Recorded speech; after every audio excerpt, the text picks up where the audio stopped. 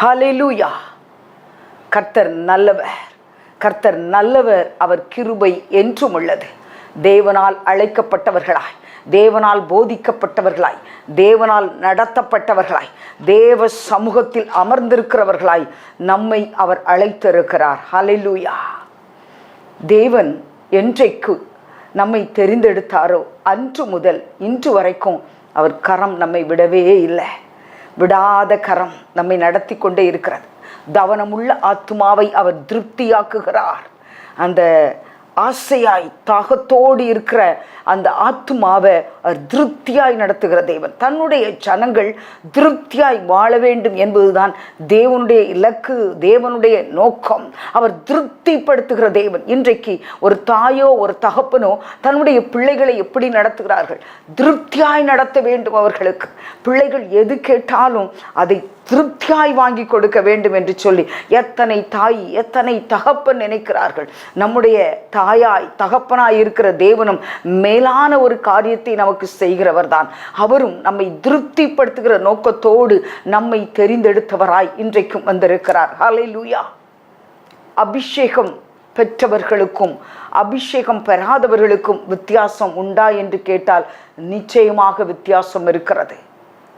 அபிஷேகத்திற்கு முன்பு நம்முடைய ஆவிக்குரிய வாழ்க்கை வேற, அபிஷேகம் பெற்றதற்கு பின்பு நம்முடைய ஆவிக்குரிய வாழ்க்கை என்பது வேற. கிமு கிபி என்பது போலதான். ஏன்னா கிறிஸ்துவுக்கு முன்பதாக பழைய ஏற்பாட்டின் காலம் எப்படி இருந்தது, கிறிஸ்து பிறந்த பின்பு முற்றிலும் அது வேறுபட்டதாக இருக்கிறது. பஞ்சம், பசி, பட்டினி, கொள்ளை நோய் எல்லாம் வந்தது.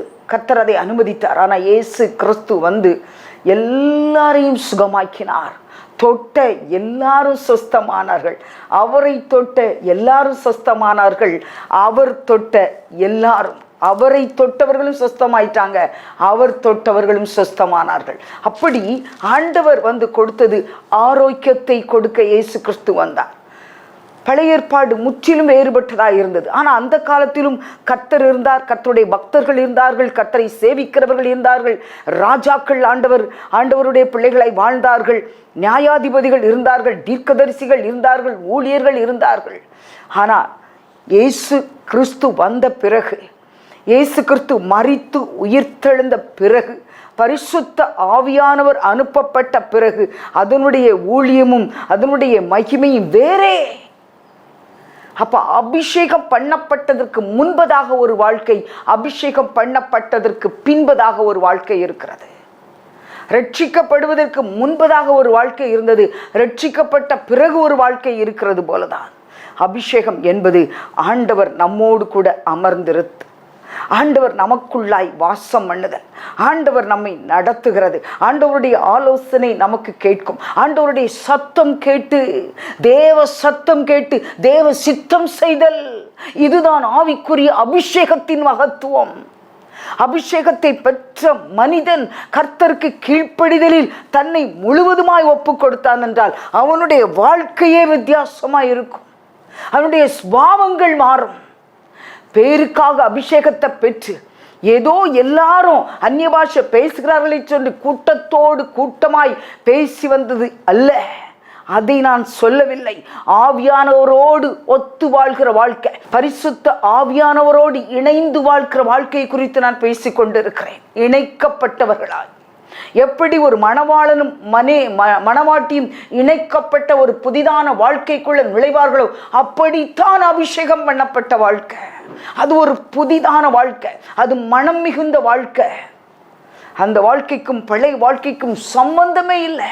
ஒரு புதிய உலகத்தில் நம்ம வாழ்கிறது போல இருக்கும். இன்றைக்கும் அபிஷேகம் பெறவில்லை என்றால் உங்களுக்குள் அந்த எண்ணம் உண்டாகட்டும், உங்களுக்குள் அந்த தாகம் உண்டாகட்டும். அபிஷேகத்தை பெற்றுக்கொள்ள வேண்டும் என்ற தாகம் உள்ளவர்களாய் மாறுவோம். தாகம் உள்ளவர் மேல் தண்ணீரையும் வறண்ட நிலத்தின் மேல் ஆறுகளையும் ஊற்றுவேன் என்று கர்த்தர் சொல்லியிருக்கிறார். ஹல்லேலூயா. அந்த அபிஷேக தாகம் ஒவ்வொருவரையும் நிரப்பட்டும். இயேசுவின் மேல் ஒரு தாகம் இருக்கும், ஆலயத்தின் மேல் ஒரு தாகம் இருக்கும். ஒவ்வொருவருக்கும் ஒவ்வொரு விதத்தில் வேற வேற விதத்தில் தாகம் இருக்கும். ஆனால் அபிஷேகத்தில் நாம் தாகம் உள்ளவர்களாய் காணப்பட வேண்டும். ஏனென்றால் ஏசாயா தீர்க்கதரிசியின் புஸ்தகம் 45ஆம் அதிகாரம் 1ஆம் வசனத்தில் கர்த்தர் அழகாய் சொல்லுகிறார், கர்த்தராகிய நான் அபிஷேகம் பண்ணின கோரேசுக்கு முன்பதாக நான் அபிஷேகம் பண்ணினேன் அவனை. கோரேஸ் அபிஷேகம் பெறாதவன். நீங்க அப்படியே 44ஆம் அதிகாரத்துக்குள்ள போனீங்கன்னா அங்கே கோரேசை குறித்து, அவன் என் மேய்ப்பன், அவன் எருசலேமை நோக்கி நீ கட்டப்படு என்றும் தேவாலயத்தை நோக்கி நீ அஸ்திபாரப்படு என்று சொல்லி எனக்கு பிரியமானதை எல்லாம் நிறைவேற்றுமா. உமக்கு பிரியமானதை செய்ய எனக்கு கற்றுத்தாரும் தெய்வமே,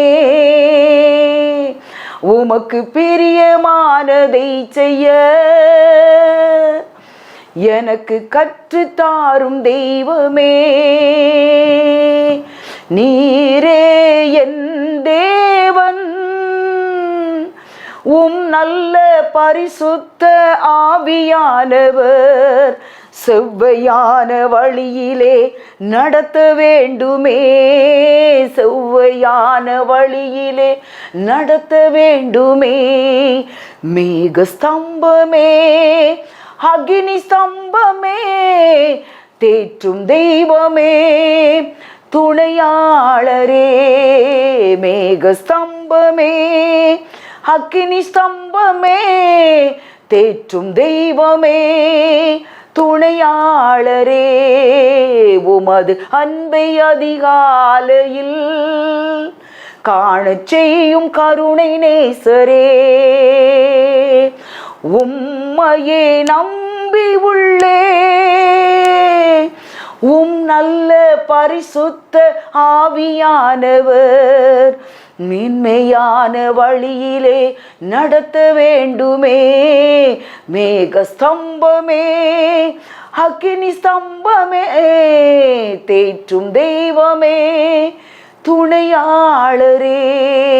ஆவியானவர் துணையாளராய், துணைவராய், இயல்பை மாற்றுகிறவராய், சுபாவத்தை மாற்றுகிறவராய், சூழ்நிலையை புரிந்து கொள்ளுகிறவராய், எந்த சூழ்நிலையிலும் நின்று செயல்படுகிறவராய், அவராலே அன்றி வேறு ஒருவராலும் முடியாது என்ற நம்பிக்கைக்குள்ளாய் நம்மை நிறுத்துகிறவராய் இருக்கிறார். லட்சணமானவைகளை இன்னும் லட்சணமாய் மாற்றுகிறவர், அவலட்சணமானவர்களை அசிங்கமானவைகளை எல்லாவற்றையும் அகற்றி அழகாய் மாற்றுகிறவர் இவர்தான் பரிசுத்த ஆவியானவர். பரிசுத்த ஆவி நமக்குள் வரும்பொழுது நாம் பலனடைகிறோம் என்று வேதம் சொல்லுகிறது. பரிசுத்த ஆவி வரும்பொழுது பலன் அடைஞ்சாதான் சாட்சியாய் நிற்க முடியும்.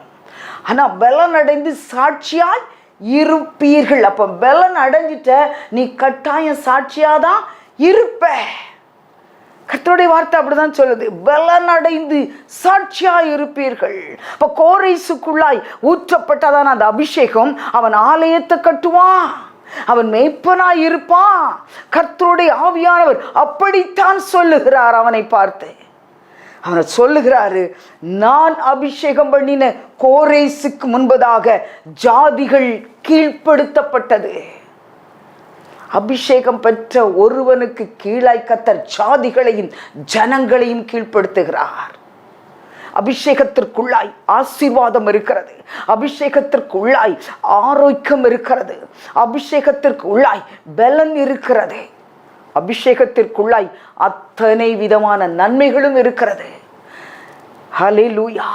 நன்மையான எந்த ஈவும், பூரணமான எந்த வரமும் அது ஜோதிகளின் பிதாவினிடத்திலிருந்து இறங்கி வருகிறது. அதில் வேற்றுமையின் நிழல் இல்லை. வேற்றுமையின் நிழல் கூட படாத ஒரு அருமையான ஆசீர்வாதத்தை பெற்று தருகிறதான் அபிஷேகம். அப்ப அந்த அபிஷேகத்தை பெற்ற இவனுக்கு கீழாய் ஜனங்கள் கீழ்ப்படுத்தப்படுகிறார்கள். பாருங்க, சங்கீதம் 47 ஒரு வசனம் அருமையாய் சொல்லுகிறது. ஹல்லேலூயா, கர்த்தருக்கு ஸ்தோத்திரம். 47 3ஆம் வசனம், ஜனங்களை நமக்கு வசப்படுத்தி ஜாதிகளை நம்முடைய பாதங்களுக்கு கீழ்ப்படுத்துவார். வசப்படுத்துகிறதான ஒரு அபிஷேகம். அபிஷேகம் ஒரு மனுஷனுக்குள்ள இருந்து அவன் பேச ஆரம்பிச்சா ஜனங்கள் அதை கேட்டுக்கிட்டே இருப்பாங்க. கேட்க கேட்க ஆசை வரும். நம்முடைய மூத்த ஊழியர்கள் டிஜிஎஸ் ஐயா பேசும் பொழுது நம்ம எத்தனை மணி நேரம்னாலும் கேட்கலாம். எத்தனை ஊழியர்கள், ஒருவேளை உங்களுக்கு தெரிந்த ஊழியர்கள், அவர்கள் பேசலாம். இன்னும் கொஞ்சம் பேச மாட்டாங்களா, இன்னும் கொஞ்சம் பேச மாட்டாங்களான்னு பார்க்குறோம் பார்த்தீங்களா? அது என்னது? அதனுடைய ரகசியம் என்ன? உள்ளே இருக்கிற பரிசுத்த ஆவியானவர். அப்ப இங்க கோரேசை குறித்து கர்த்தர் சொல்லுகிறார், ஜனங்களை கீழ்ப்படுத்துவேன், ஜாதிகளை கீழ்ப்படுத்துவேன், மனுஷங்களை கீழ்ப்படுத்துவேன். மனுஷங்களை வசப்படுத்த முடியும். வசியம் பண்ணுகிற ஒரு அபிஷேகம். ஹல்லேலூயா. வசனம் சொல்லுகிறது, வசியப்படுத்துவேன். வசியப்படுத்த முடியும். யாருக்காக, எதற்காக?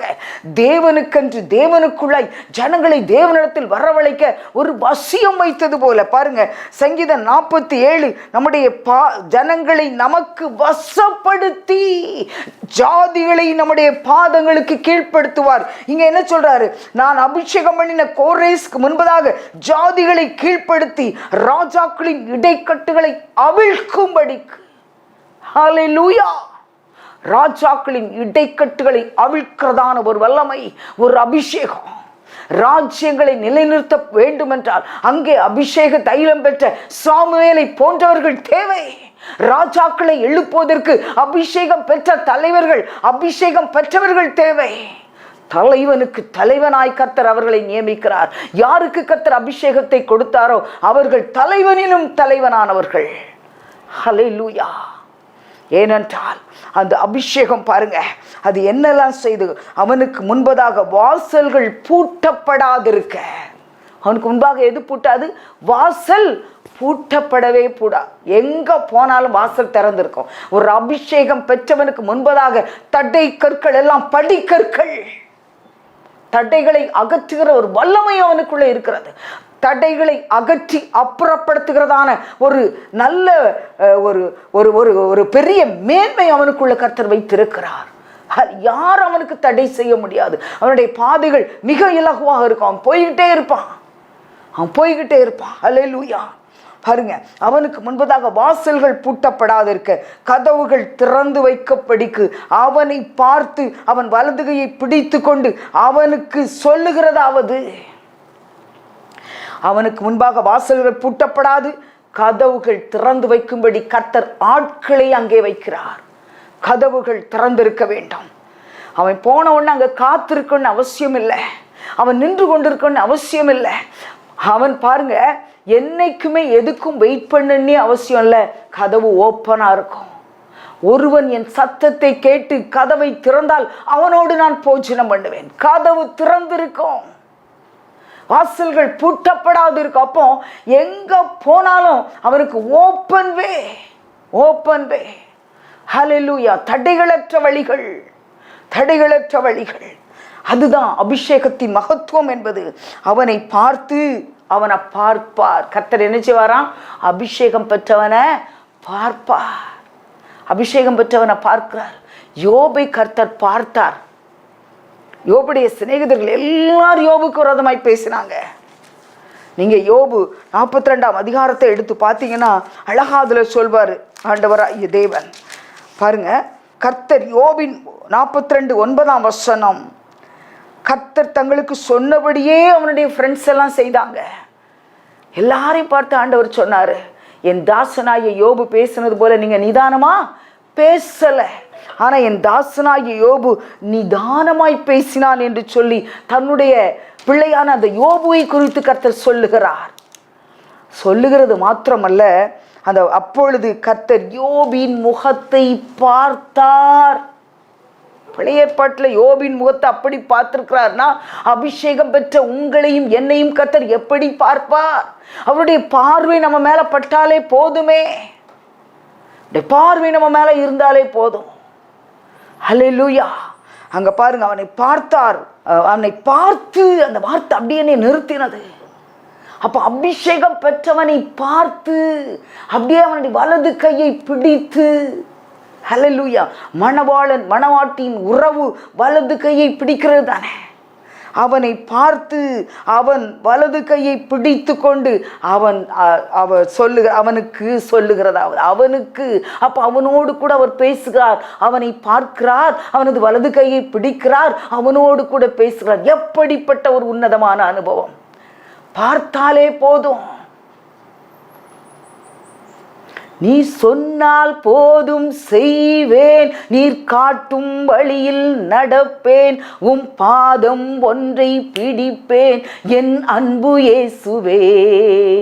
ஆராதனை இயேசுவுக்கே, ஆராதனை இயேசுவுக்கே, ஆராதனை இயேசுவுக்கே, ஆராதனை இயேசுவுக்கே. ஹல்லேலூயா. அவர் காட்டும் வழியில நடப்பேன், அவர் சொன்னதை செய்வேன். ஹல்லேலூயா. அப்படிதான் அவனை பார்க்கிறார் பாருங்க. கதவுகளெல்லாம் வாசல்லாம் பூட்டவே இல்லை, கதவெல்லாம் திறந்துதான் இருக்கு. அப்படியே அவனை பார்க்கிறாரு. அப்படியே அவனை வலக்கையை பிடிச்சு அவனோடு கூட பேசுகிறார். மகத்துவமான தேவன். அபிஷேகம் பண்ணினா ஒருத்தனை பார்க்கிறாரு, அவனுடைய வலதுகையை பிடிக்கிறாரு, அவனோடு கூட பேசுகிறார். இன்றைக்கு அபிஷேகம் பண்ணப்பட்ட ஒவ்வொருவரோடும் கர்த்தர் பேசுவாராக. என்ன பேசுகிறார்? நான் உனக்கு முன்னே போய், நீ பயப்பட்டுலாம் நிற்கணுங்க அவசியமே கிடையாது. எப்படி வாசல் பூட்டும், எப்படி கதவு பூட்டப்படும்? நான் உனக்கு முன்னே போய். யார் முன்னே போகிறார்? நான் அல்லவா முன்னே போகிறேன். நான் தான் முன்னே போகிறேன். நான் உனக்கு முன்னே போய் கோணலானவைகளை செவ்வையாக்குவேன். பயங்கரமான ஒரு வாக்கு தத்தத்தை கர்த்தர் கொடுக்கிறார். அபிஷேகம் பெற்ற ஒவ்வொருவருக்கும் கர்த்தருடைய வார்த்தை வருகிறது.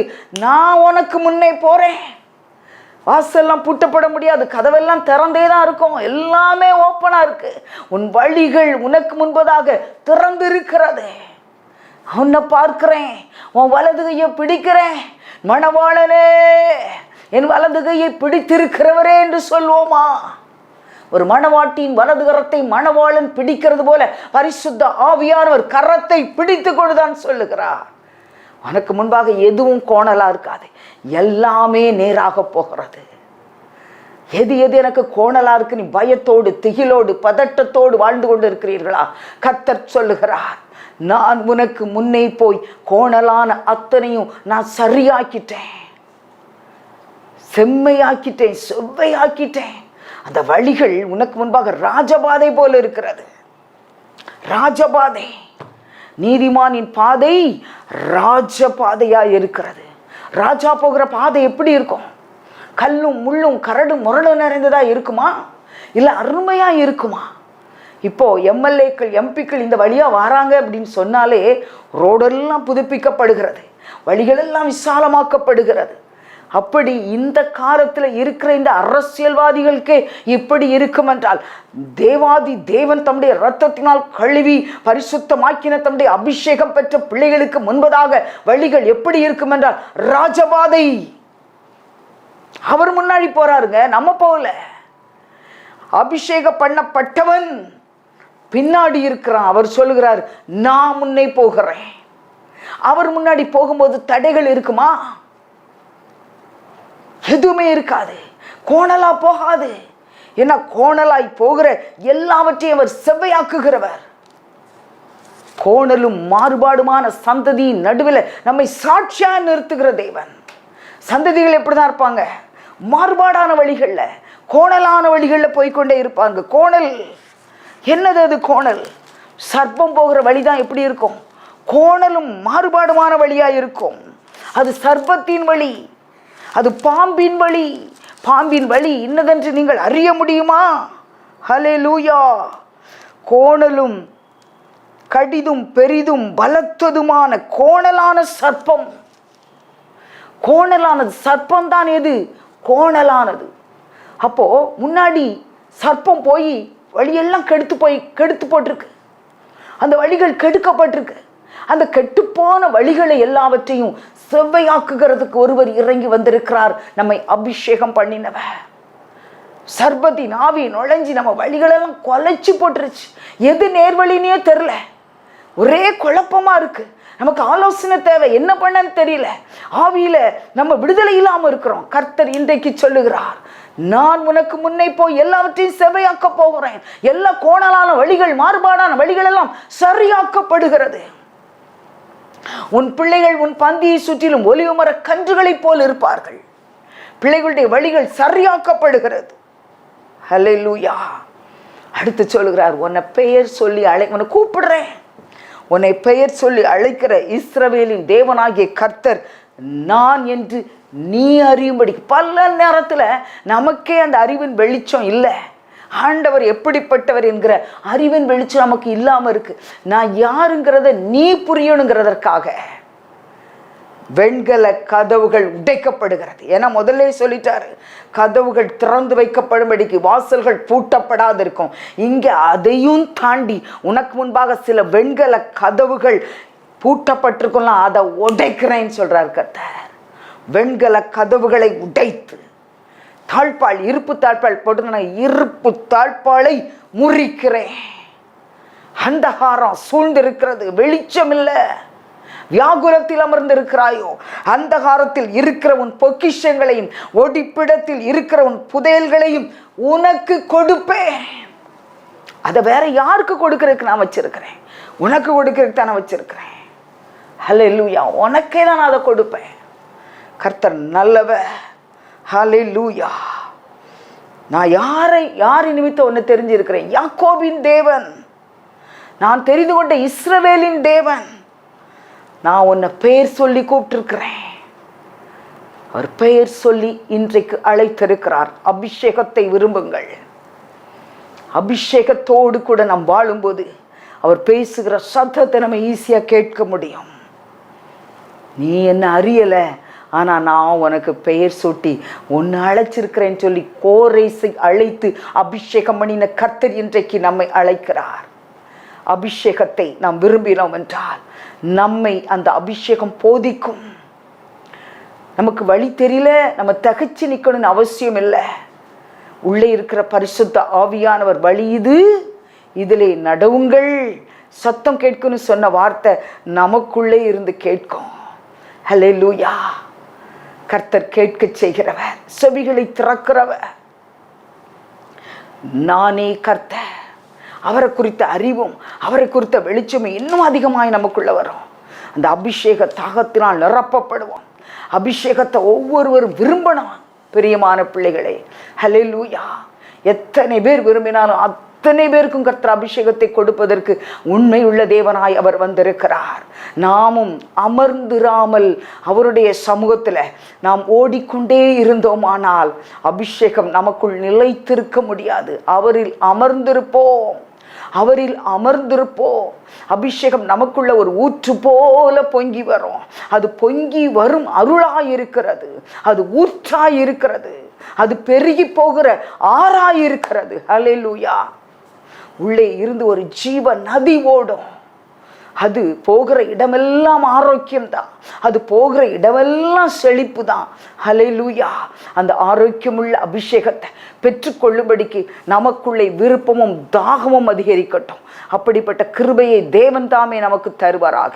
கர்த்தருடைய நாமம் மகிமைப்படட்டும். இயேசு கிறிஸ்துவின் நாமத்தில் ஆண்டவரே, யார் யார் அபிஷேகத்தை விரும்புகிறார்களப்பா, ஒவ்வொருவருக்கும் அந்த அபிஷேகத்தை கர்த்தர் கொடுத்து அவர்களுடைய தாகத்தை கர்த்தர் தீர்த்து ராஜா, அவர்களுக்கு முன்பாக நீர் கடந்து போய் கோணலான எல்லாவற்றையும் தேவன் செவ்வையாக்கி, எந்தெந்த வழிகள் யார் யாருடைய வாழ்க்கையின் வழிகளில் சர்ப்பம் கோணலாக்கி வைத்திருக்கிறதோ அவை எல்லாவற்றையும் நீர் நேராக்கி சீராக்கி சீர்படுத்தி சமப்படுத்தி சரியான வழிகளில் கர்த்தர் நடத்தும்படிக்கு ராஜா இந்த வேளையிலே நாங்கள் ஒப்பு கொடுத்து விட்டோம். கர்த்தர் அப்படியே நீ செய்ய போகிறபடினால் உமக்கு ஸ்தோத்திரம். இயேசு கிறிஸ்துவின் நாமத்தில் பிதாவே, ஆமென், ஆமென். ஹல்லேலூயா.